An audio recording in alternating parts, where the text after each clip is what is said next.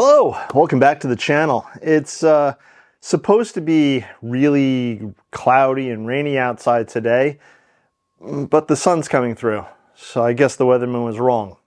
Again.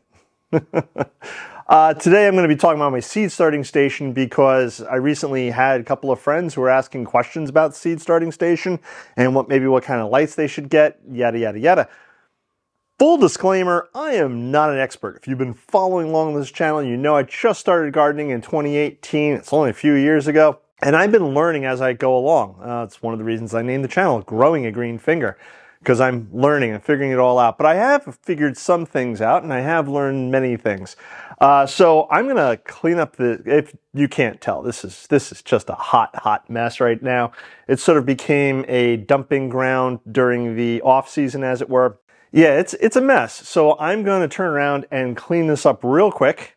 And then when I come back, I'm going to show you what is going on, what all of this is, and give you maybe some ideas what you could or should do with your seeds starting if you want to do seed starting, that indoors, that kind of thing. So with the snap of my fingers, we will now go to the clean seed starting station. And voila!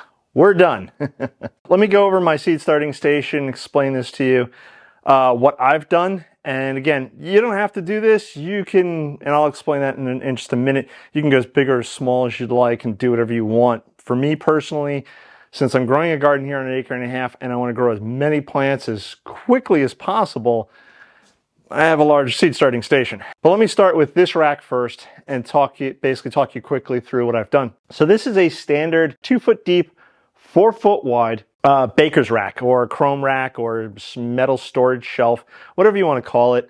I think I got it on Amazon, I don't know, give or take around $100. Don't quote me on that. Go to Amazon, check your own prices. Again, you guys do what you guys want to do. I have a brother-in-law who has something similar. It's smaller, narrower, but it fits in the space that he needs. It's by a window, and that's how he starts his seeds off every spring. In fact, if he hasn't already, he'll probably be starting in the next few weeks. And it works for him. So again, you guys do what you want to do. I'm no expert, and this is not how you should do it. This is just what I do. And again, you can, make your own decisions up from there. The lights that I'm using in this top shelf are LED shop lights. They're nothing fancy. They're actually relatively inexpensive. I think it was $20 per light. The only thing I will mention when it comes to if you're going to use shop lights, and I totally endorse you using shop lights because they're so much cheaper than actual grow lights, is just get the brightest lumens, I'll put it right here. Lumens, you can. I believe these are 6,500 lumens. I was watching another YouTuber and he suggested, again, 6,500 lumens or above. If you can find like 7,000, it'd be great. But basically, you need the brightness, and the plants need that light for some of the seeds to germinate. They also need the light, obviously, when they're growing. They need just some sort of light when they're small. Now, in the market, you'll see a ton of purple lights and red and green and all sorts of wacky colors and stuff. You can use those. I won't tell you not to use them. You can use them, but they're really meant for if you're going to be growing vegetables year-round in your basement, or if you're going to be growing a particular weed in your basement, because those lights emit ultraviolet light and a couple of other different lights that plants actually do need.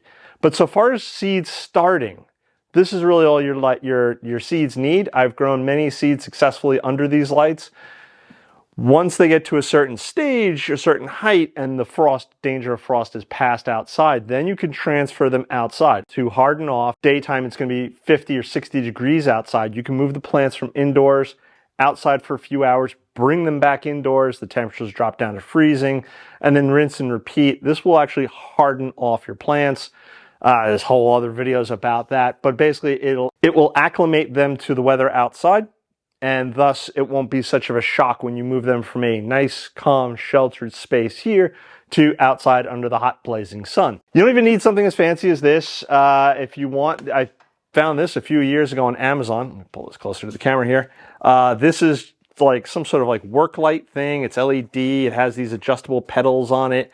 And I have used this in conjunction with some of the other stuff I've been doing just to throw a little bit more light sometimes at a particular plant if it seems to be struggling a little bit. You can use just something like this.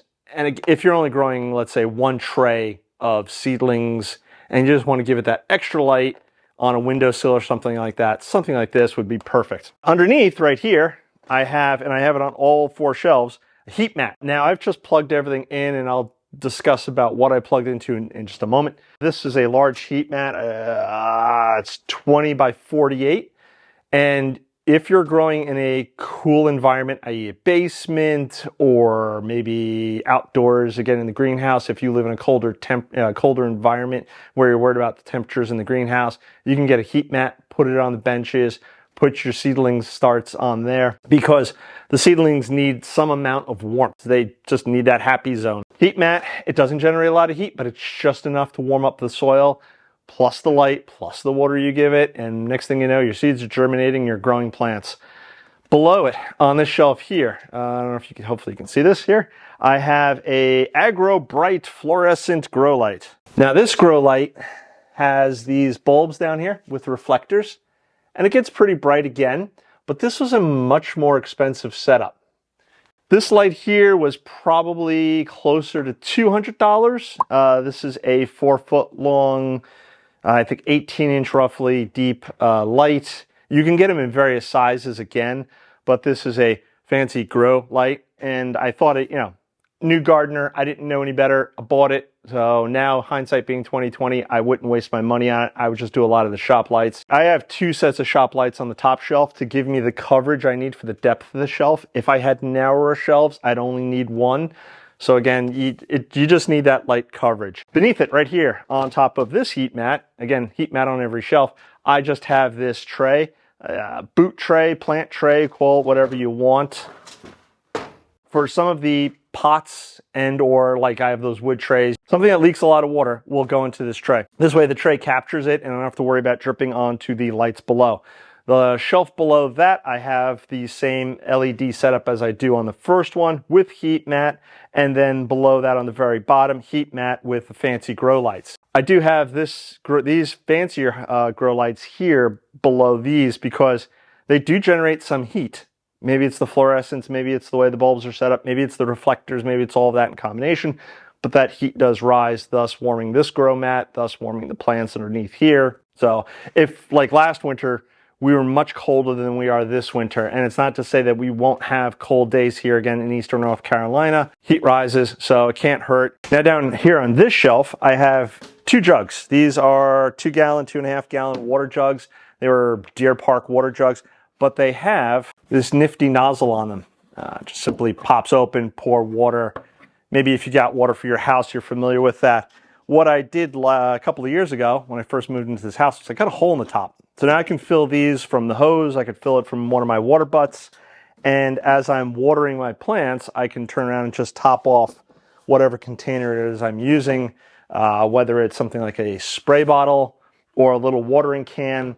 I can top them off because there's no water here in this garage. These are neat for that. This year I'm growing a lot of seeds, so I may wind up, or I'm going to relocate those 2 water jugs to someplace else here in the garage.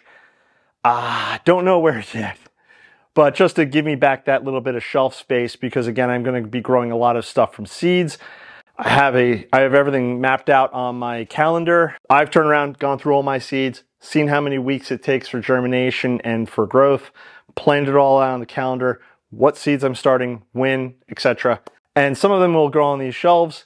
Others will go out in the greenhouse. Again, I have that flexibility this year of actually having the greenhouse, and I've already started foxglove seeds and I believe it was sea holly out in the greenhouse. They require light to germinate. I do not believe they require a lot of heat. Again, if I'm wrong, please leave a question. Please leave a comment below.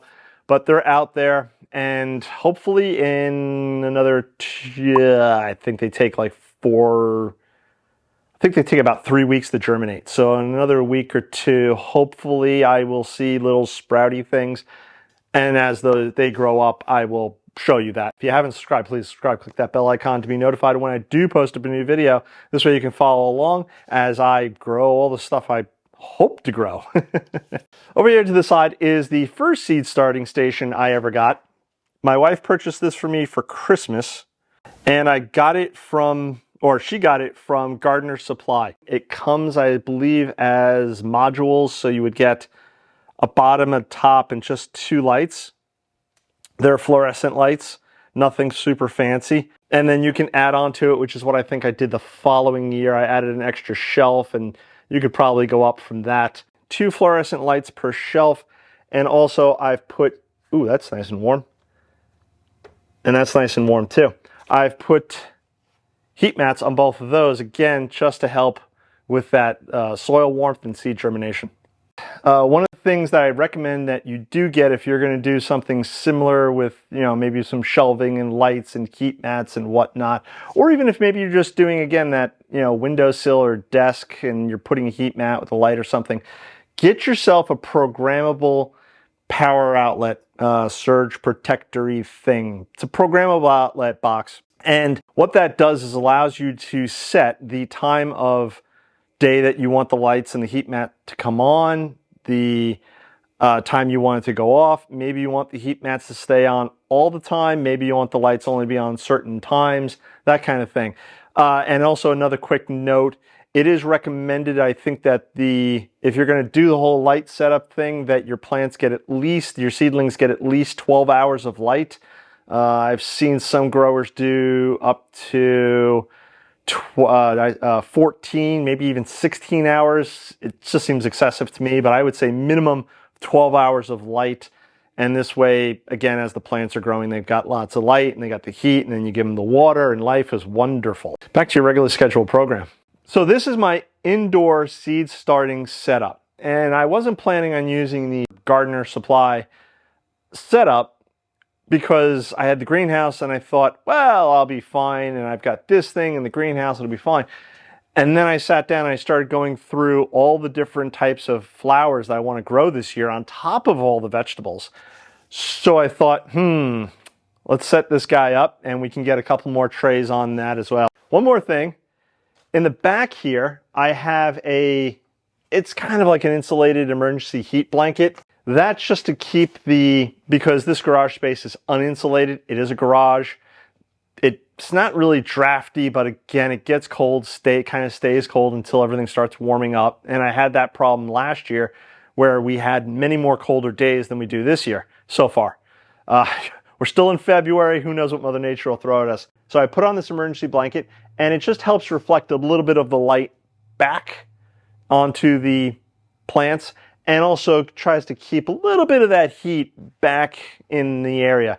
So again, if the garage gets cold, it gets down to 40 degrees, the plants that are on here, should be happier with that little bit of extra heat back on them. This seed starting station here, I had in New York, and I had it in my basement, and I didn't need that back portion because even though the basement was cooler, there were heat vents down there, so it probably stayed around 55 degrees or so, maybe 60 degrees in the basement, which was great. The ambient air is just warm enough.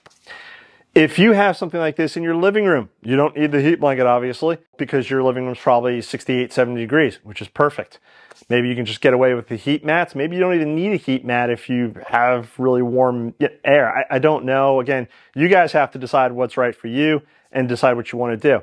You could take a tray, maybe get yourself a little heat mat, put the tray on the heat mat, take that cheap shop light that's really bright, just stick it on a desk someplace, or stick it on a unused nightstand that's in maybe the guest bedroom, and that's all you're going to do, which is, again, perfectly fine. That's your seed starting station. You don't have to do anything fancy. I've seen other gardeners just take seed trays and they put it on a windowsill, which just happens to be big enough, and there's a heater right below it, like an old radiator. So that plus the light coming in from the window, just enough to start their seeds, and it works for them. Perfect. That's all you need to do. Again, whatever works for you guys. This is my setup. This is what I'm doing, and I'm going to be using both stations this year as well as the greenhouse. So again, if you haven't subscribed, please subscribe. Check out all the links below this video. If you like this t-shirt, go check it out in the store in the links below. Also, if you don't know, there's a community tab on the YouTube homepage there, on my YouTube homepage. There's a community tab. If you click on that, I try to post up pictures every once in a while of something that's going on behind the scenes or a teaser to the upcoming video or something along those lines. If you'd like to see something else there, let me know. Let me know what you guys think. What are you guys doing for seed starting stations? Any ideas, thoughts, opinions as to what I'm doing? Please let me know in the comments below. I think that's going to do it for today. I'm going to catch you on the next one. Bye-bye.